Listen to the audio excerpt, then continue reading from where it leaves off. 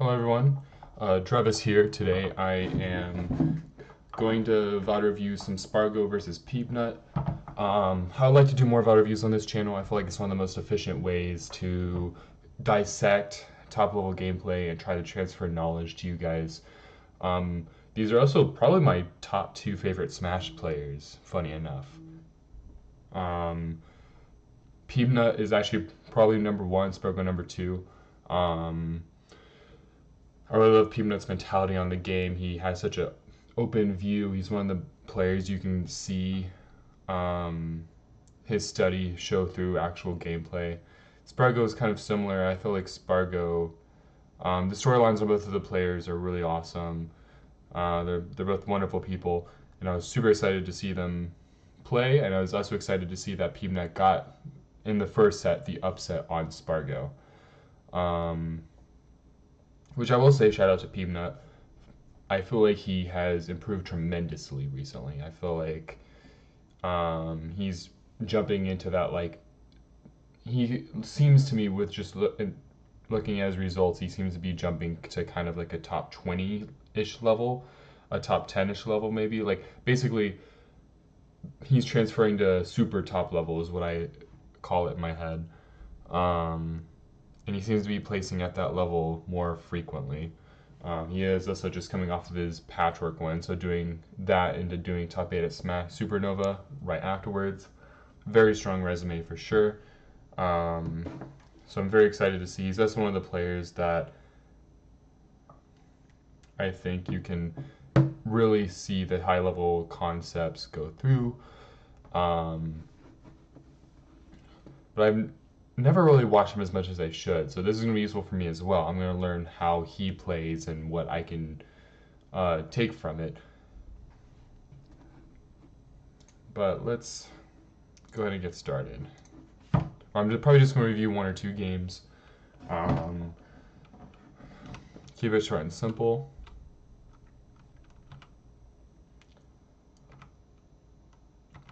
So at the very start of the match, Sparg0 is going to prioritize limit.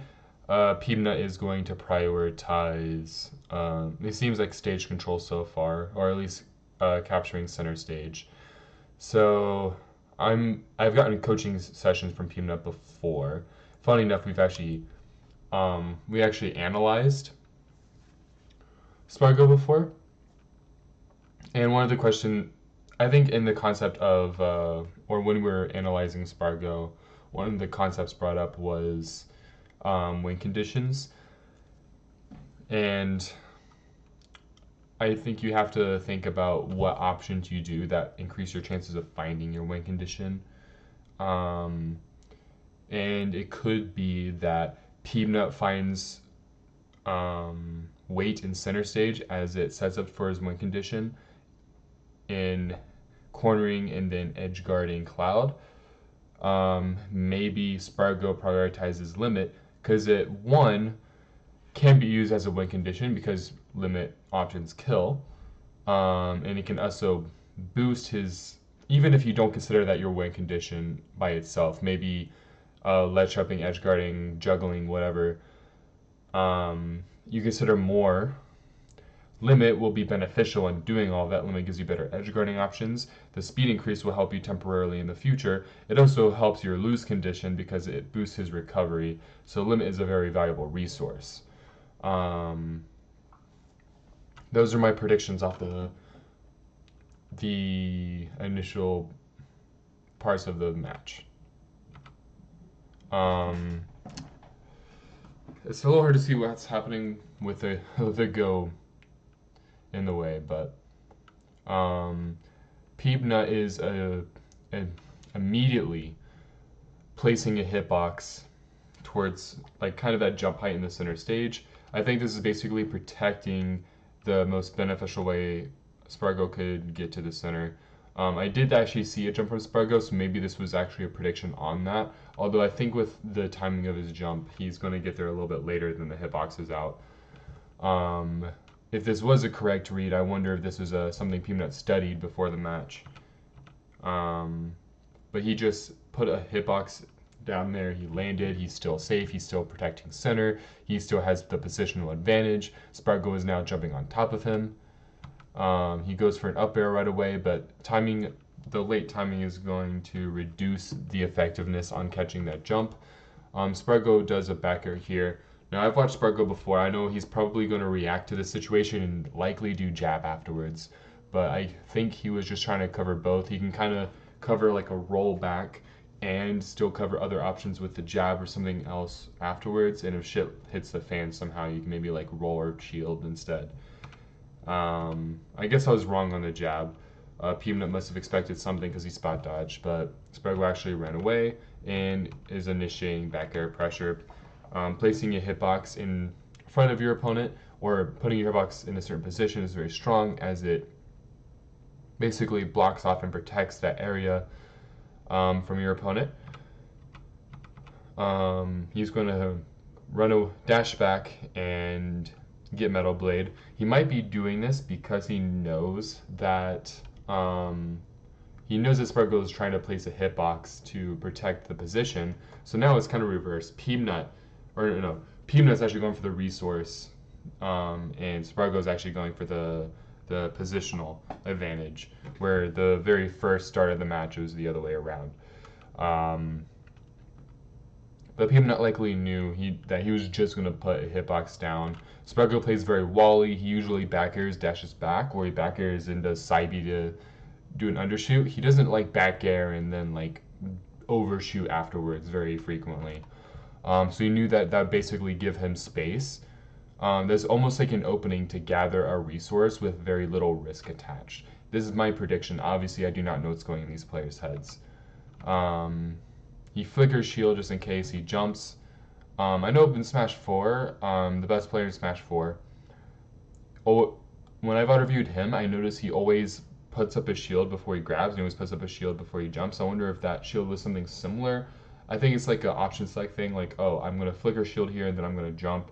So I kind of like, I'm still jumping at you, but a little protection right before, just in case you do try to attack me right before I jump. But I can see a dashback Metal Blade being a strong with punish to another back air, which I assume Peabnut predicted. The timing didn't match up, but still hit shield. He's actually retreating. Peabnut flickers shield a little bit, looking for a parry. I wonder what both players were expecting here, but I think full hop back, charge limit is a fair enough option, you know. Play back if you need to. Peabnut goes in with a pellet. Now, I'm intrigued with this. I've also noticed he's been using pellet a little bit more recently. I'm almost wonder if that is one of the things that brought his skill level up a bit recently. But Mega Man pellets is something I actually don't understand at all. I don't understand the reasoning or like the reasoning behind why you would or wouldn't want to use pellet. He uses it here. It seems like he's trying to stuff out the jump in particular. But he just lands afterwards. I'm trying to theorize here, because I'm trying to think about what that accomplished. Maybe it discourages jumps in the future. I'm trying to think, because the pellet itself didn't necessarily do anything. Maybe it would have, if Sparg0 did something else, he could have reacted and punished. But he's going for another Metal Blade. Sparg0's going to go on the platform to charge the limit. Nice, he dropped back air. I think he fully predicted that jump from the platform there. Up throw Metal Blade to he is definitely placing hitboxes to prevent the opponent from getting to a positional advantage. That's something I could definitely take from. Because I definitely understand the concept of walling the opponent out, like putting a hitbox where you don't want your opponent to go, but I don't necessarily have a pinpoint of like where I don't want them to go. Like I don't know, like right now, Peabnut prevented Sparg0 from jumping to center stage. Jumping to center stage would be the most easy, efficient way for Sparg0 to get to the best position possible. That Metal Blade up basically blocked him from doing that and kept Peabnut in a strong position. and he goes for another up air, he continues placing hitboxes in the position or in the path that Sparg0 would need to take to get to center stage. And I understand that concept and advantage. I guess I don't typically do it too much in neutral. So that's definitely important for me to understand right now, is that you want to put hitboxes, like think of the position your opponent wants to be in, not necessarily like just what you predict in the moment. Maybe at lower levels you should like make more like opponent specific, but at higher levels think of your opponent's strong positions, and when you do wire your opponent out, you should be placing those hitboxes basically trying to prevent them from getting to their strong position. Once again, he goes back to get Metal Blade. Low pellet. I think he's basically like picking up Metal Blade and pelleting at the same time. That kills two birds with one stone. He's basically able to prevent the opponent from hitting him, and he picks up Metal Blade and gets to do what he wants with it at the same time. Guaranteed shield pressure right here.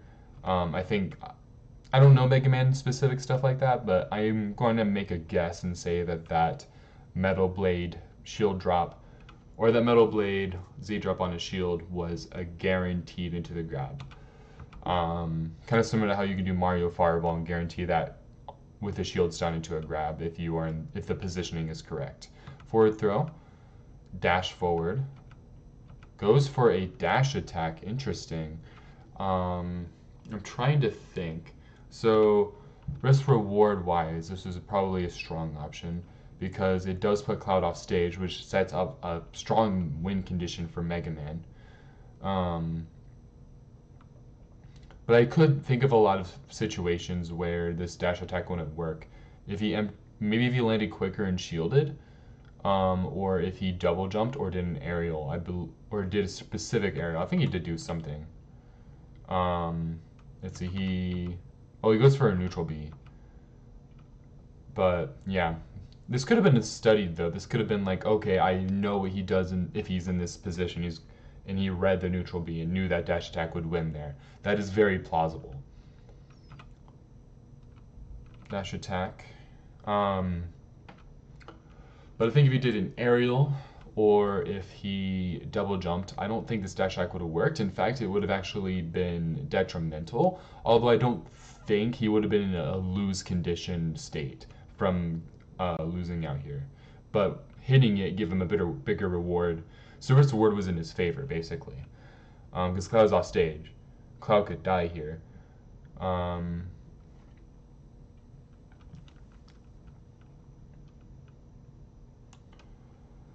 But if Cloud hit him with an aerial, he just would have gotten knocked back. I don't think it would have comboed, and if he double jumped towards center, that would have given up positional advantage, but it wouldn't have...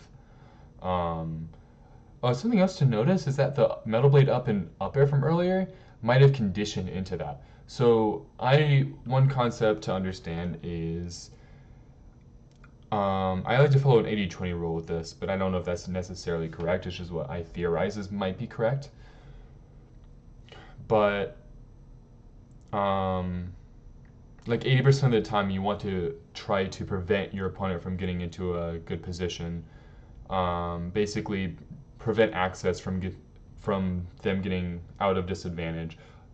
Easy example, someone's off stage, cover their double jump. Like 80% of the time, cover like the option that will get them out of disadvantage easiest. And then just try to maintain control.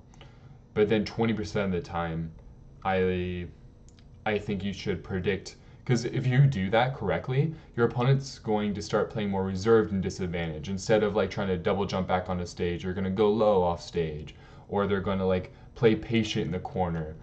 They're going to work their way. They're going to like slowly ease their way back into neutral instead of sorry, I'm a little tired.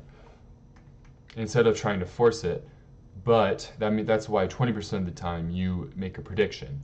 Let's say you throw your opponent off stage, and they know not to jump in because you're going to cover that because you maintain strong control over center stage or them getting back onto stage easily. So they're going to drift off stage and then go low, or drift off stage, do some creative air dodge mix up, whatever you think they're going to do. Whatever top level disadvantage option you think they're going to do, 20% of the time you do something towards that. Maybe this dash attack was kind of a 20% rule type of deal.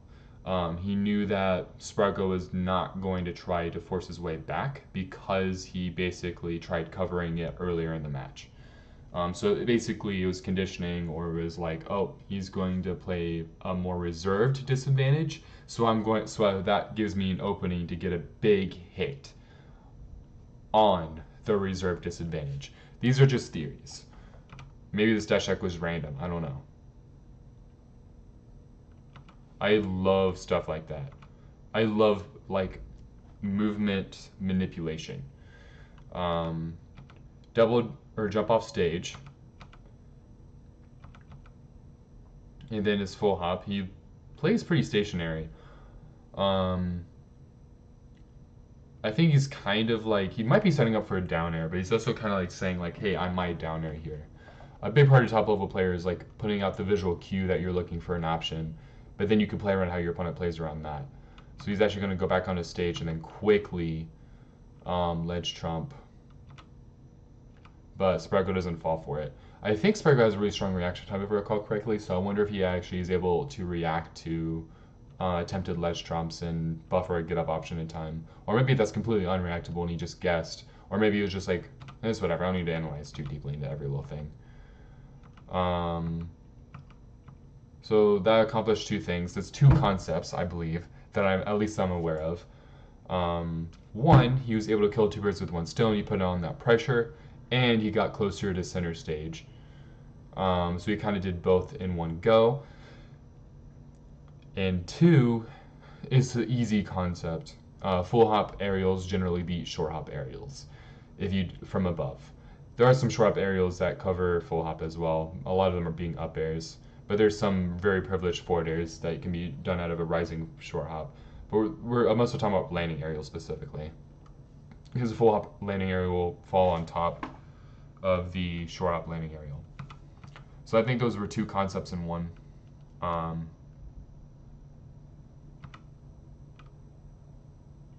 Oh, I'm surprised that worked. I think it's because he was like, he didn't go for it for the first time, so Sparg0 is probably not going to play around it. And hits the second one and gets the KO. I think I actually remember that happening when I watched it earlier.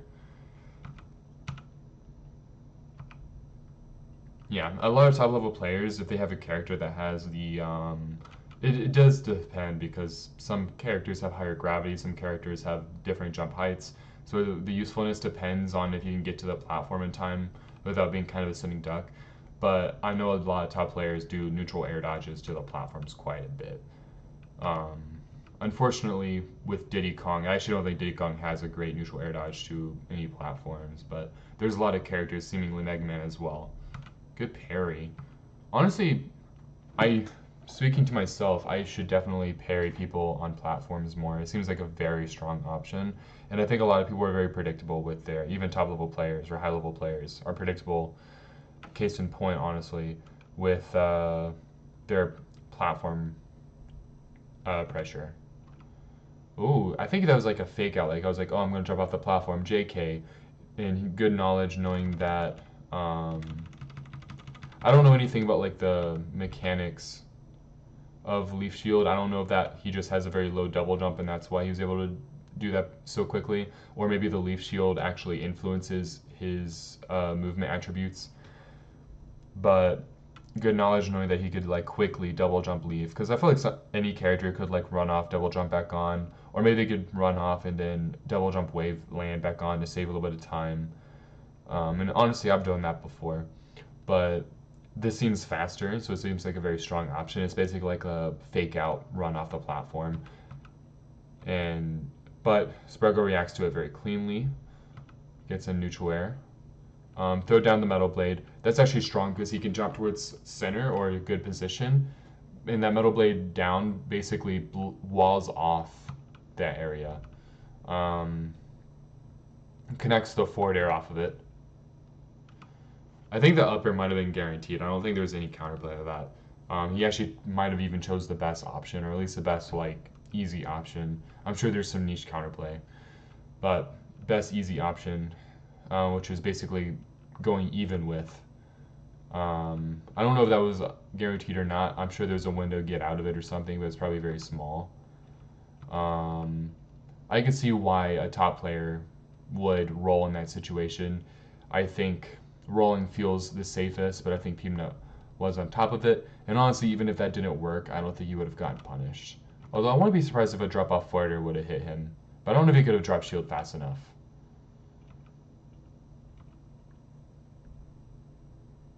There's no way it's going to go. Is air dodge up this here at counterplay to not die there? He air dodged up there. I don't know if that's correct. Try his down airing. Oh, it doesn't have a jump now. Oh, beautiful, beautiful, beautiful. Beautiful. So, I love the way he's tracking. He goes onto the platform. He jumps off. He might have even baited this downer to the platform with that position. It was like a fake opening, sort of. And then going for the back air. This is big because wind conditions matter. Cloud doesn't have the best recovery, so in fact, Peabnut got his first stock off of recovery. So prioritizing hitting him horizontally. He probably could have done more up airs. He probably could have launched him upwards or something else. But he specifically looked for a back air so that he could get a kill off of everything that's been happening so far instead of just whatever. There's a metal blade that actually covers a lot of ledge options and gets it out at the same time. Pellets to cover afterwards. He actually goes for the metal blade after that. I don't know enough about pellets to know what the benefit of hitting this. Like the first one makes sense. I feel like it actually travels at like it lingers for a long time, honestly, because it travels kind of slow and it just covers space in front of him so well, especially after the metal blade was out. Just constant hitboxes. But after hitting it, it didn't seem like it did much besides just giving him an opening to get metal blade again. But honestly, I'm not even sure if getting that metal blade was worth the positional swap or not. He dash shielded there, dash shielded again. Maybe that's like a strong option against landing aerials. Oh, does the footstool out of shield. Oh, I don't know if he meant to do that. It seems like that crosses up shield very well, and a lot of players don't know how to deal with that. You could probably back air it or parry, dash attack the other direction or something. I'm sure. Or maybe you could go just do some landing aerial pressure afterwards if there's not a true punish. But I feel like a lot of top players are like, what the fuck is going on? I'm sure it's like completely foreign, whatever the fuck pellet cross up that is. Oh, you showed sooner than I thought after the first pellet. Does a full hop forward air. Sparg0 rolls back. I love that double jump metal blade down. That was pretty cool. Kind of just walling out the area that the opponent wants to go in. Pellet, pellet, pellet, pellet. It just seems like shield pressure. Dash shield. That probably was a prediction. And that honestly, that's kind of good for me to know as well. Because I definitely, as a Diddy player, I understand putting banana down in front of me, I shield. A lot of mid-level players will dash tag to pick it up and basically hit my shield, and I get a free punish. Top-level players, not so much. But something that high and top-level players might fall for a little bit more is you being a roll distance away from your items. You're not an immediate, like, shield. I can just shield this range, and then you dash shield into it. That's something I could definitely pick up and utilize pretty quickly as a Diddy Kong. Back throw, yep. One con, side B, but this is probably more to manipulate him to double jump or basically to exhaust a resource. Ooh, I don't know if I guess he didn't expect the drift back. That would have killed, and it's not like he would have died for that, so the strong risk reward. Oh, I'm surprised I didn't punish it. He probably just thought that was a true punish. Good down air. Down air was a very, like, guaranteed punish, probably the optimal punish. Side B covers several options, so why not? Good dash shield, but backflip away, go to center, put a wall in front of the opponent because Peanut's going to try to follow him, so he forward airs where he wants to go. I believe that comboed into the back air to put him off stage. And beautiful. That was actually really amazing from Sparg0.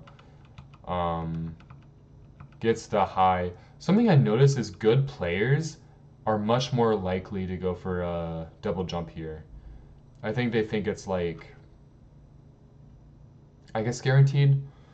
Because I noticed sometimes against like other mid-level players, because I've studied top players do stuff like this before. Granted, Mega Man might be also a special case. Sonic could also maybe be used, but Sonic doesn't have the same options after doing up B that Mega Man does. So Mega Man might also be a special case. But a lot of top level players will go for like a really like, if the opponent's like, most top level players don't double jump from like a more obvious position like a lot of mid-level players do.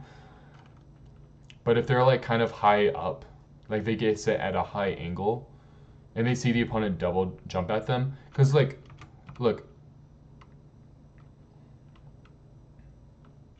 right here, if Mega Man like drifts, Cloud's probably could back air it, you know.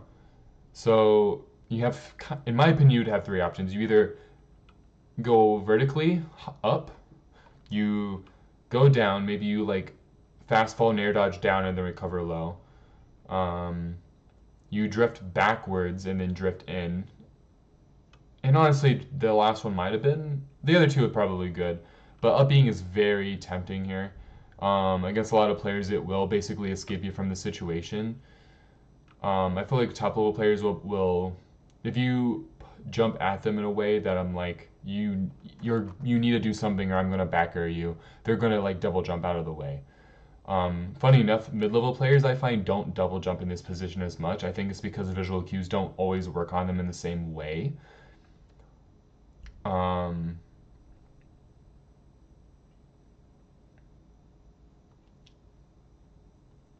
But with, it's actually funny. Mid-level players will double jump in bad situations. They'll just double jump in the same position, even if you give them no visual cue. Maybe not all mid-level players, but a lot of them. But then in top level players won't. But in this position where you should, like, double jumping is like an okay option, except for cases like this where Sparg0 reads it. Top level players do it all the time because you give them the visual cue too, but I find mid-level players don't. It's so weird. But beautiful. That was a very, very awesome looking. Dude, I don't know how Peabnut's mentality is so good. I wish my mentality was like that. He's like, some shit happens to him, he just starts laughing. He's like, he's having like the most fucking fun in his life. I don't know how you be like whimsical like that. Putting a hitbox out to, I think he's basically trying to cover the platform. Dash in. Ooh, basically trying to put a pellet in jump range. Flicker shield just in case. I wonder if that was like some kind of like, because they just, I actually was paying more attention to Peabnut than Sparg0 there, but the positioning there, like, they were just playing neutral, and then even though no hits happened, Peabnut was in a strong positional advantage. He basically won neutral. Sparg0 just jumped on the platform and he ran under. Did he know this was going to happen? Did he know he was going to jump on the platform?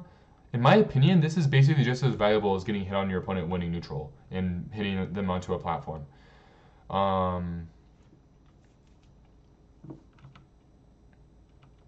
I think he tried maybe doing that pellet to cover everything. But good up air, hits another up air. What's he going to do after this one, though? What are both players going to do? Oh, that was an amazing read. It seems like Peabnut might have a bit of a double jump habit, to be honest. I did notice he's been double jumping a lot, but I wonder if getting punished for it multiple times will discourage him from doing it in the future. We'll find out. But he does this double jump. To be fair, double jumping is very safe a lot of the time, even on stage. So I understand why you would do that. It gives you more time to react. You can go with hitboxes. You can go to the platform. Down air seems like a very strong double jump tool for Mega Man. He's probably like, oh, he's gonna try to chase me, so I'm gonna like put a hitbox in his path, vertical path to get to me. But beautiful. I don't know if this is called a cross up or not, but Beautiful back air from Sparg0. I love that Sparg uses landing aerials to catch landings. That was a good parry from Peabnut, of course. But honestly, strong play from both players. Peabnut is likely going to win out on this, but I love that. He's right here. I'm going to assume most top players are not going to try to go to center right away from this position because they know that the other top player is going to cover it. He's actually going to drift backwards with a nair dodge. I wonder if he tried faking the positioning a little bit to make it look like he might land on the platform. I'm not sure. But he goes for a landing aerial to cover the landing. But gets the parry, gets the up tilt. Not the hitbox he probably wanted, but goes for the neutral B. Walls out again. Shields just in case. Walls out again. Actually puts the hitbox right in front of him. But gets punished.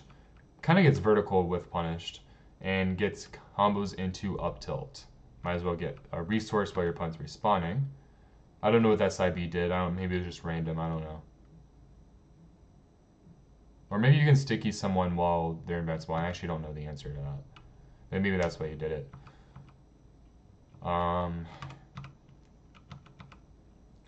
Oh, that's some Smash 4 shit right there, doing like the rising nair dodge.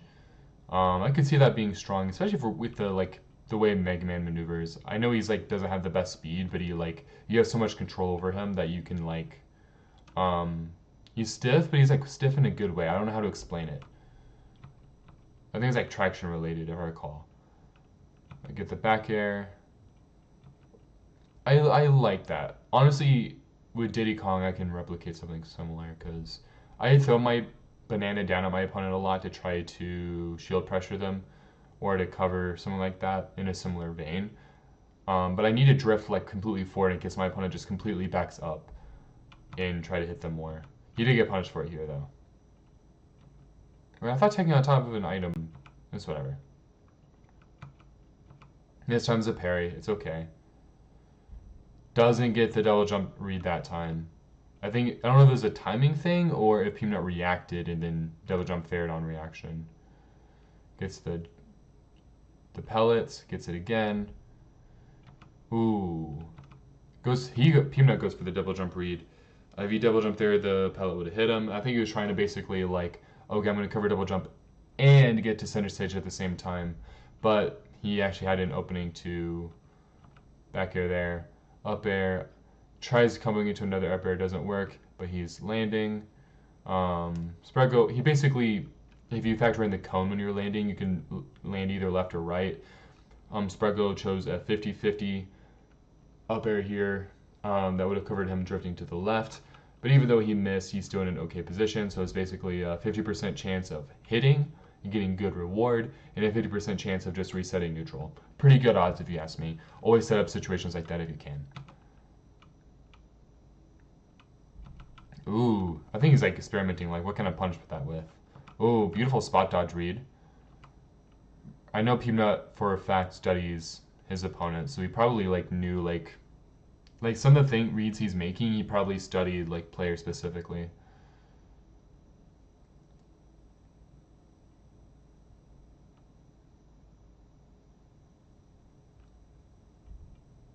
Leaf shield is another thing I do not understand the concept of. I don't understand why or when you want to use it or what it does for you. That's actually, I think even pellets I understand more than that. Alright, I'll try to start analyzing deeply again. I kind of took a loose break from it. I think Sparg0 tried to read a drop through there. Peabnut is just putting a hitbox out. He loves putting a hitbox out and then drifting behind the hitbox that he puts out.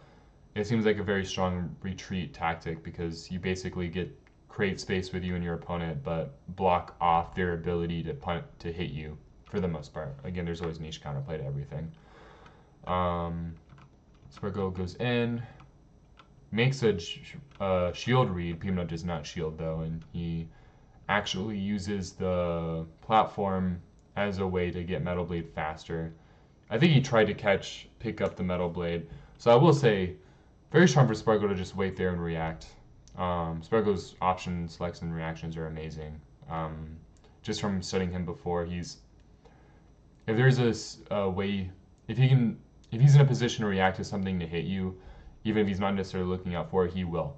He's super good at doing that. I'm sure Peabnut tried to catch the metal blade with that air dodge. I'm actually surprised it didn't catch the metal blade. But he also probably did it because, first of all, you go to the ground, you're invincible during part of it.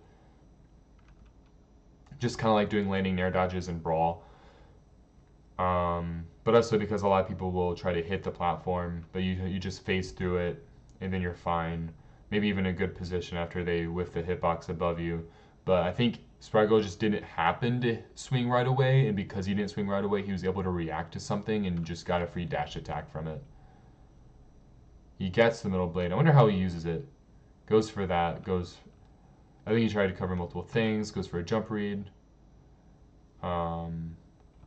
Goes for a down air, but reacts with it up air.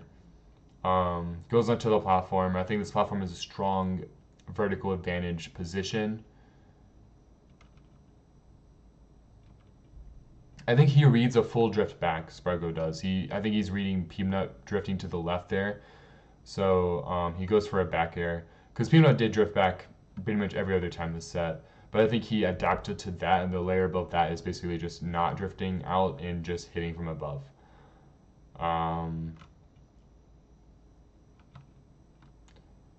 Does that to basically cover his landing, but nair dodging is an option against that, but Peabnut was to an advantage, but Sparg0 jumped right away. But since Peabnut's pellets are flexible, he's able to drift back and basically still be in okay position. I'm actually very surprised that up air did not connect. But the back air hit. Basically jumped in and drifted way further than Mega Man could cover, or at least expected to need to cover. Ooh. Now this is something I noticed. I've already analyzed this before watching top level players, but ledge trumping is a very strong option after whiffing a ledge trap option. Like that landing down air into the ledge trump. I think doing like a tilt or a landing aerial at neutral get up range and then doing the ledge trump is a lot more powerful than just raw ledge trumping. Ooh, I wonder if he knew that was going to happen or if that was just lucky. I'm not sure. But gets the footstool. That comes into leaf shield, gets him off stage. Forward air. Was that a combo? I don't know. The up air. The up air was strong because it basically covered double jumping in or going high in. So you covered the best possible way your opponent could get back into neutral. It also forced him to drift back, so he's still in disadvantage. I don't know if he meant to grab ledge there. Goes for neutral grab range. I love the way he just walked up to it. I think that actually made it more powerful. Honestly, sometimes I get iffy on doing like the shield grab on neutral get up. I say that just because like what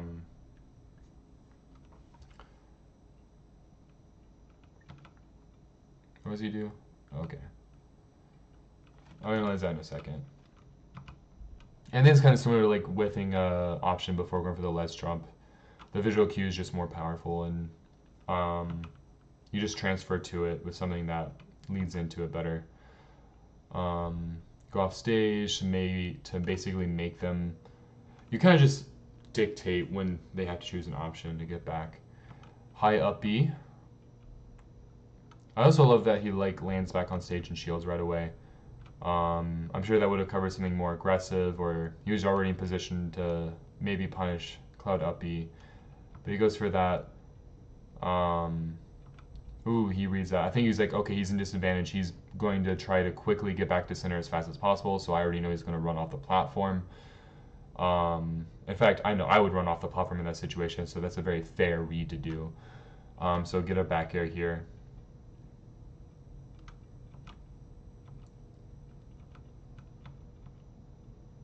Oh, I'm surprised I didn't hit.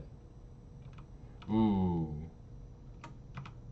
So this is an option. Now, I will say this is something I'm still kind of testing the grounds with sometimes. I sometimes do it, but it's weird because so basically he does a jump get up and then he air dodges down to basically go to neutral get up range. This is an option I see several top players do, and it works. So you can probably see what happens here. Peabnut reacts to the jump get up and goes for up air. This gives Sparg0 more room to breathe. And he walls an option here. This also gives him room to breathe. So instead of trying to, he's like, oh, I have space. I'm going to do an overshoot option, or I'm going to jump, or I'm going to roll, or whatever. No, he places a hitbox down and is like, okay, back up more. Give me even more space. Oh, the S smash though is scary. Sparg0's not rushing his way out of the corner. He's just using hitboxes and positioning. Ooh. Yeah. Covers that. Gets Metal Blade.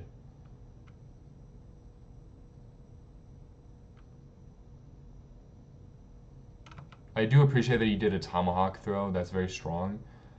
I wish that players did more like Z-drop aerials and stuff with items though. More Z-drop aerials and held it for even longer. Because when I grab a Metal Blade or a Rob Gyro or whatever, I'm doing like Z-drop aerials. Granted, I play Diddy, so I know I'm comfortable with items. But I feel like if you're a top level player, you should be just as comfortable with items as like a Diddy Kong. Like I shouldn't be more comfortable with items than Sparg0, despite the fact that I play an item character and he does it, in my opinion. Because that being comfortable with items is so useful against them. I feel like he's overusing Smash. I understand that would be a win condition for him, but he's also getting punched for it consistently, and he lost his other stock because of it. Ooh, that's a creative way to try to cover that jump in.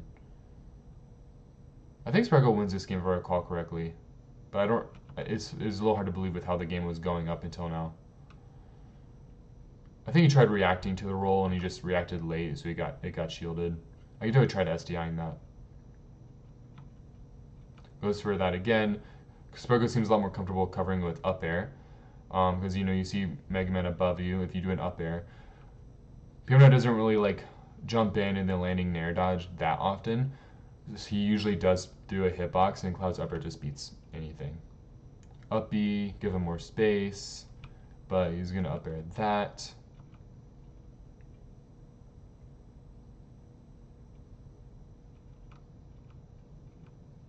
He actually goes for the shield read, but he misspaces it. Yeah, this is snowballing. I know Peabnut won this set, but I think he lost his game, which is really crazy to me. Oh, I think that's just like a shield pressure type thing. Like you get leaf shield, you go to your opponent's shield, and then you play off of how they play around that. You can back up and then you shoot it where you think they're gonna go afterwards. But it is punishable. In fact, when I fight mid-level Mega Mans, I know it's very different from Peabnut. I feel like I punish Leaf Shield in similar ways because you can go under or over it and hit him, I think. Up B. That was a good air dodge. Go over it again. I think he's just doing it because it's safe. Ooh, that was a crazy forward air. I guess full hopping when your opponent's landing and then you pressure them after they land is probably a strong option. Oh, miss. Yeah, Sparg0 is so good at covering. I know the F tilt didn't hit, but he basically chose all the right options he basically could there. And he covers. He jumps on the platform. I think Peabnut sees that he jumps on the platform, so he's like, oh shit, I can't go there. I'm going to back up. And then he reads that he's going to back up or reacts, and then does this landing back air.